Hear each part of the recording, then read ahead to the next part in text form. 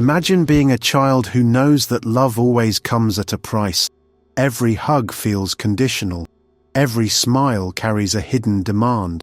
And every act of defiance, no matter how small, is met with icy silence, guilt, or rage. This is the world of the narcissistic mother. On the surface, she may appear warm, even selfless. Friends and relatives might call her the perfect mom, devoted and caring. But behind closed doors, her children often discover a darker truth. Her love is not truly love, but a carefully constructed system of control. In this episode, we'll explore the archetype of the narcissistic mother, how she uses control to dominate her children, how enmeshment blurs the line between parent and child, and how betrayal cuts deeper when it comes from the person meant to protect us most. If you've ever felt trapped in a relationship with a mother who demanded everything and gave nothing unconditionally, this discussion is for you.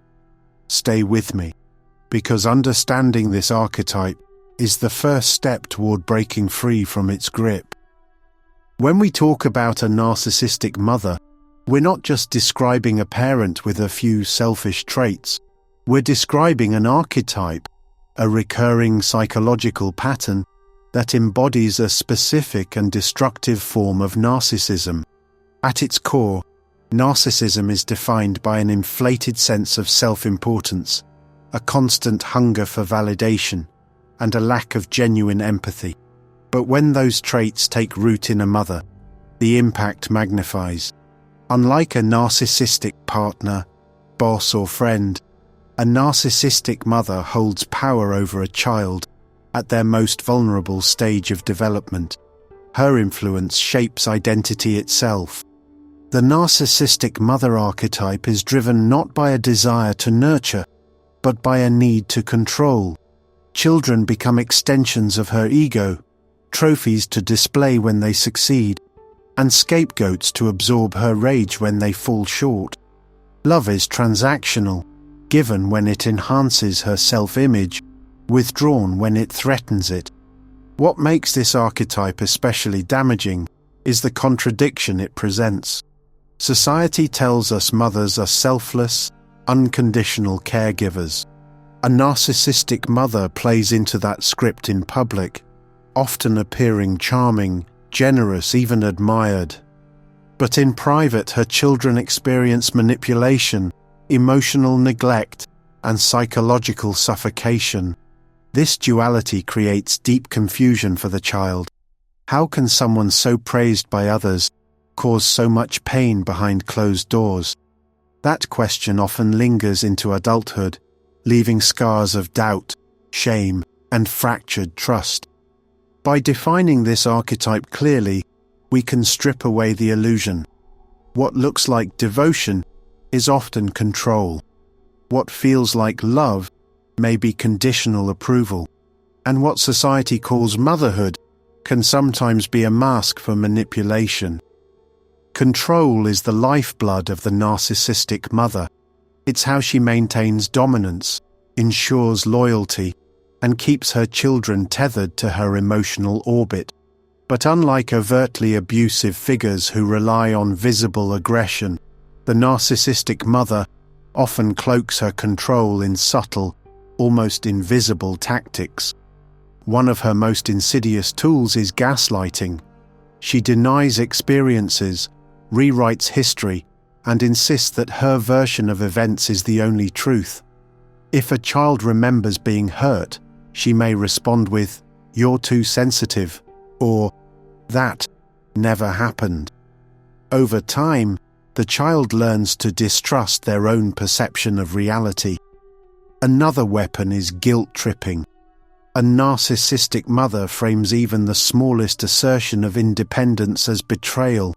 If her child wants space, she might sigh heavily, reminding them of everything she has sacrificed. The unspoken message is clear: your life belongs to me. Then comes triangulation and favoritism. She may pit siblings against each other, creating a golden child who represents her pride, and a scapegoat who absorbs her frustrations. This not only divides the family, but also ensures that the children compete for scraps of her approval, keeping them locked in her control. Even praise can become a tool. Compliments are conditional, offered only when the child behaves in ways that serve her image. Successes are claimed as her own achievements, while failures are shamed as personal betrayals. What makes these mechanisms so damaging is that they don't always look like abuse. Outsiders may see a caring, even doting mother, but behind closed doors, the child learns that every move is monitored, every choice judged, and every ounce of individuality must first pass through her filter of approval. This control doesn't just guide behavior, it shapes identity. A child under this system grows up not asking, "Who am I?" but instead, "Who does she need me to be?" If control is the foundation of the narcissistic mother's power, enmeshment is the structure she builds upon it. Enmeshment occurs when the line between mother and child is blurred, until the child is no longer seen as a separate individual, but as an extension of the mother's identity. In a healthy parent-child relationship, a mother nurtures independence, guiding the child toward discovering their own voice, desires, and boundaries. But for the narcissistic mother, individuality is threatening. Instead of allowing separation, she weaves her child into her emotional fabric, suffocating autonomy. This often shows up as over-involvement. The narcissistic mother might insist on knowing every detail of her child's life, friends, thoughts, even private feelings. Privacy is seen as betrayal.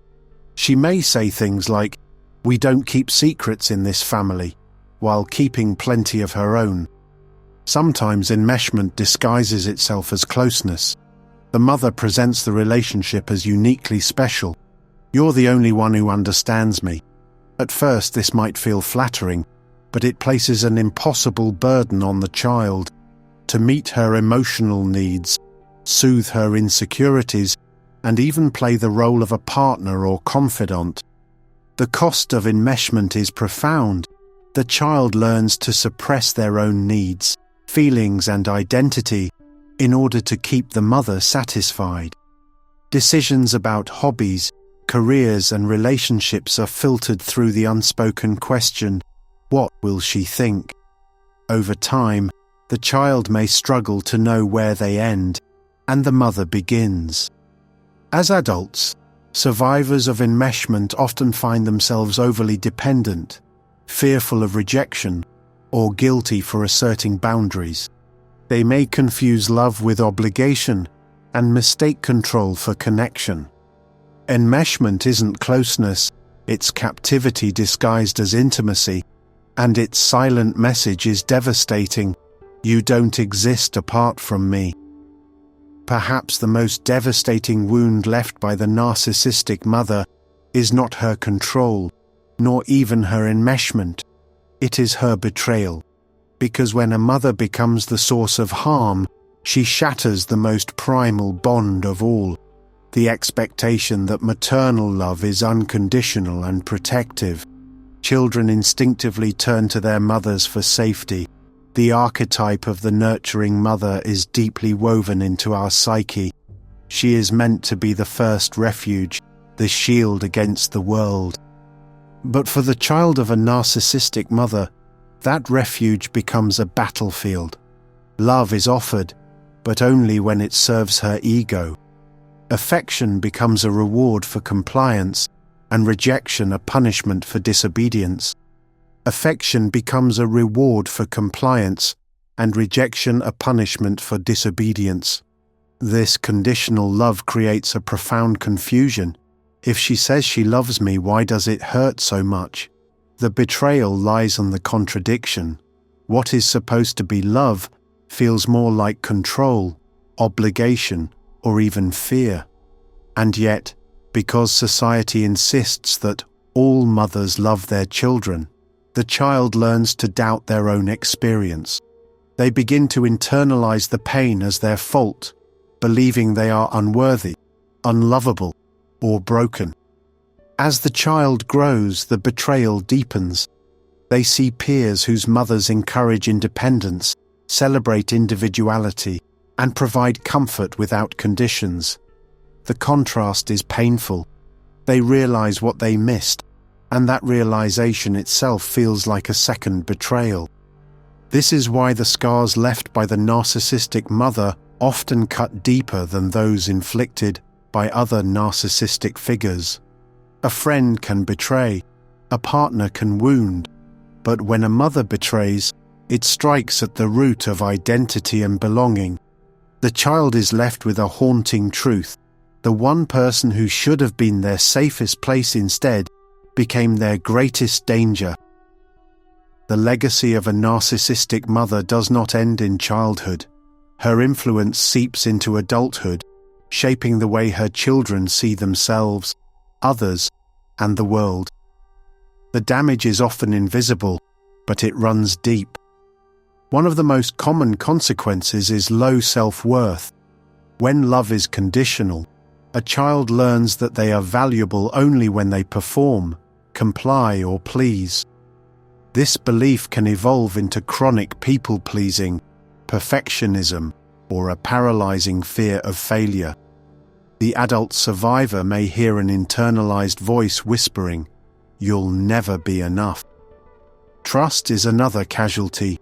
If the first bond in life is poisoned by betrayal, forming secure connections later becomes a struggle. Survivors may cling to toxic relationships, mistaking control for love, or they may avoid intimacy altogether, terrified of being hurt again. Psychologically, many develop symptoms resembling complex PTSD, hypervigilance, intrusive memories, emotional flashbacks, or feelings of worthlessness. Others experience depression, anxiety, or identity confusion, because when your sense of self has been fused with another's, separating who you are can feel impossible. The consequences also ripple outward into careers, friendships, and parenting.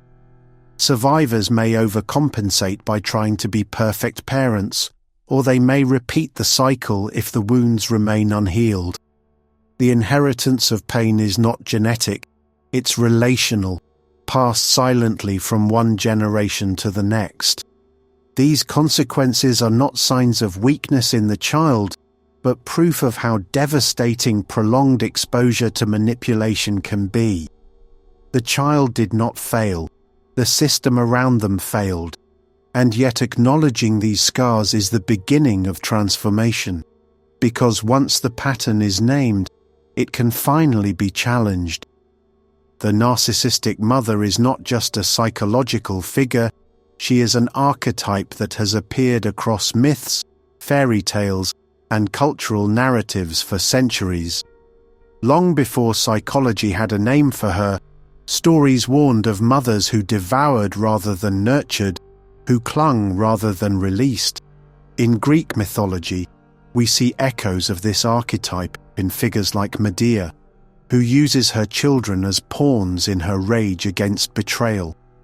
In fairy tales, we encounter stepmothers who disguise cruelty as care, demanding obedience while punishing individuality. These stories reflect a truth society has always known, but rarely spoken aloud, that motherhood, while sacred, can also be corrupted by power and control. Carl Jung and later depth psychologists identified this shadow side of the Great Mother. On one hand, she embodies fertility, nourishment, and protection. On the other, she manifests as the devouring mother, possessive, jealous, and consuming. The narcissistic mother archetype belongs to this darker aspect, the shadow that hides behind the idealized image of maternal love. These myths endure because they resonate. They tell us that the narcissistic mother is not an isolated phenomenon, but a recurring pattern in human experience.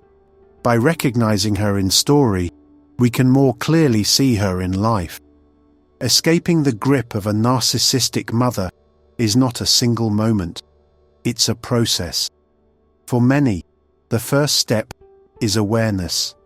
Putting a name to the pattern, recognizing that what felt like love was often control, and understanding that the wounds they carry are real. Naming the archetype is powerful because it shifts blame away from the child and onto the dysfunction itself. From there, the path diverges depending on circumstances. Some choose no contact, severing ties entirely to reclaim their autonomy. Others opt for low contact, setting firm boundaries around what topics are off limits, how often communication occurs, and how much emotional access the mother is allowed. These boundaries can feel unnatural at first, especially for those raised to believe that obedience equals love. But over time, they become the scaffolding for healing. Therapy is often essential. Modalities like trauma-informed therapy, EMDR, or inner child work help survivors untangle the web of guilt, shame, and identity confusion. Support groups, whether online or in person, can also provide validation from others who have lived through the same storm. Recovery also means rediscovering the self. Survivors often ask, "What do I actually like? What do I believe? Who am I when I'm not performing for her approval?" Exploring passions, friendships, and personal values helps rebuild an identity that was once suppressed. Breaking free is not about erasing the past, it's about refusing to let the past dictate the future. The scars may remain, but they no longer define the story. In time, survivors can learn to turn betrayal into wisdom, pain into strength, and control into clarity. Healing is not just possible, it's the ultimate act of reclaiming one's life. The narcissistic mother archetype reveals a painful truth: control disguised as care, intimacy twisted into enmeshment, and love betrayed at its core. For those who lived under her shadow, the wounds run deep, but they do not define who you are. Recognizing the pattern is the first act of defiance. Choosing healing is the ultimate rebellion. If you saw pieces of your own story in this episode, know this: you are not alone, and what happened to you was not your fault. Your worth is not determined by her approval, and your identity is not bound to her demands. If this message resonated, share it with someone who might need to hear it. And if you'd like to continue exploring the hidden layers of dark psychology, make sure to subscribe so you don't miss the next episode. Together, we can bring what thrives in the shadows into the light.